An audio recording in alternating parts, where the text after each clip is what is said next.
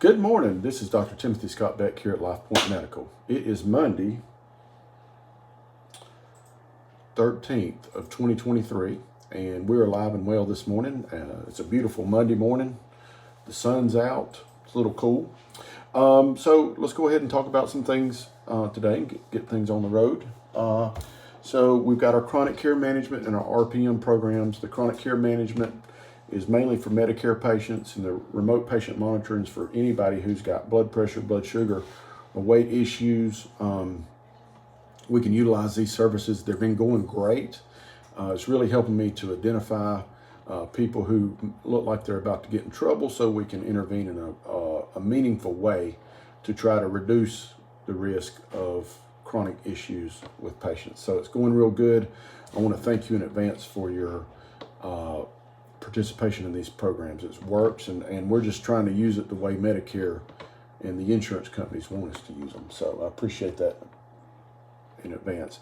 We talked about the weight loss shots that we started. We started that program last week. We've had a pretty good turnout. Remember, we're doing semaglutide for a monthly fee, and we keep the medicine, we deliver the medicine.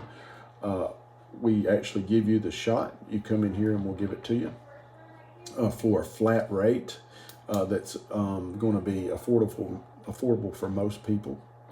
And we'll also help monitor you and make sure that everything's going right with the use of this medicine. It's pretty safe. Plenty of people use it at home on their own, so there's not a lot of oversight with it, but that's just an added benefit that we can provide for you here. Plus, we can help you make sure you're moving in the right direction. I don't want to remind everybody that the surgeon was here Friday. Actually, his nurse practitioner was here. But we've got a surgery that'll be coming here every 2 weeks. They'll be meeting over in the women's clinic, which is on the other side of the building. And it's been going good. It went good on Friday. They saw several patients, and they're pre-oping some of them for colonoscopies or pre-colonoscopy evaluation. And then we're seeing some stuff over like that we want to evaluate, like different hernias and different things like that. So we've got surgery over there. It's a regular referral, just like we would do anybody else here in the office. So if you feel like you need to be seen by general surgery, we'll need to see you first, make sure we understand what you're needing, and then we'll send you over there and get you taken care of appropriately. But it is good that they're coming here to Rabun County. Most of the surgeries will be done at Stevens County. They'll be doing a little bit in the office, but not much. Okay. So let's talk about a common medical problem that I have to see and talk to people about every day. It's insomnia, the inability to get a good night's sleep. Now, I've been impressed. One of the things, if you kick back and I think about it, lots and lots of my patients suffer from insomnia. It's a very common problem. Matter of fact, it's hard to think of one that don't have the problem. So I know that insomnia is a problem. So there's a few things about it. First of all, you always have to practice good sleep hygiene. And what does that mean? You got a comfortable bed. You're only sleeping in the bed. You're not watching TV or have a screen up in front of your face for hours before you try to go to sleep, or you don't wake up and lay in bed for hours doing other tasks. In other words, you need to leave your bed for sleeping, and you got to have a dark room, and you need to be consistent when you go to bed and when you wake up, and you need to avoid stimulants around the time you should go to bed, including alcohol. Even though it's not a stimulant, it still will keep you up at night. When people talk to me about sleep, the first thing we do is we look at their caffeine intake and make sure they decrease their caffeine intake. And then we look at those other things and make sure you're doing all the easy stuff first. If you can't get to sleep, we do have medications that we use, okay? And I have ones that I use that are old, that work real good. I've got some newer ones that I use for people who don't do good on the other ones. So we've got several options for you.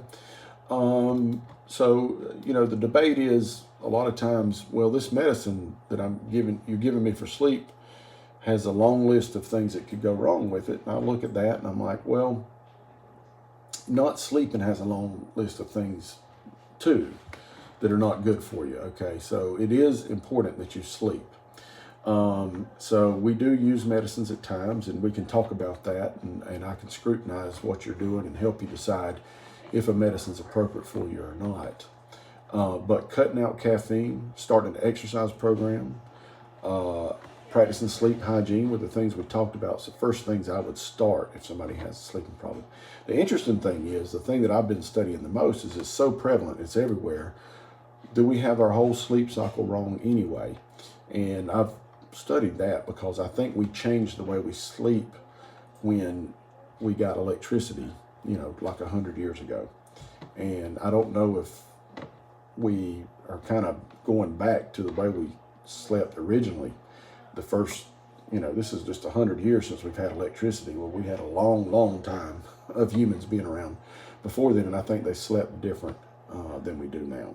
But that's just me thinking about how things are and what problems are and how do we fix them. So insomnia is an issue. If you need to come talk to me about it, I'm here for you. We'll talk to you, and we'll try to figure out how to help you with your insomnia. All right. As everybody knows, I've got my providers here working with me. I've got Brian, Hannah, and Pam, and Monique over at the Women's Center.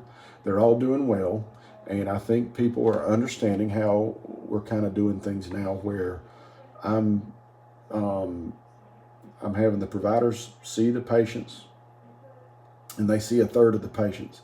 And then I try to see everybody. I try to get in the room to see everybody so I can give some input, tell you what I think, talk to you, make sure everything's going right, provide oversight to the provider, and hopefully help make sure that your questions are answered appropriately in a timely fashion. Anyway, this is Dr. Beck. Thank you so much for listening to me, excuse me. My telephone number is 706-782-0016, and we'd love to hear from you if you have a problem. Have a wonderful day. Thank you.